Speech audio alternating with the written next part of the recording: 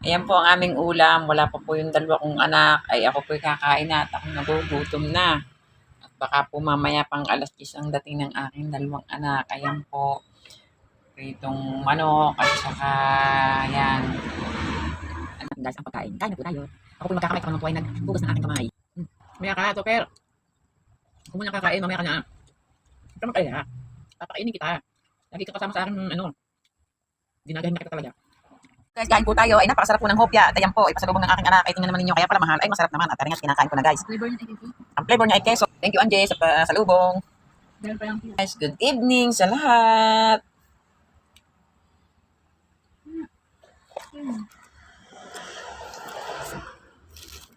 Hawakan ko guys. Malinis naman ang kamay ko. Ayan, oh.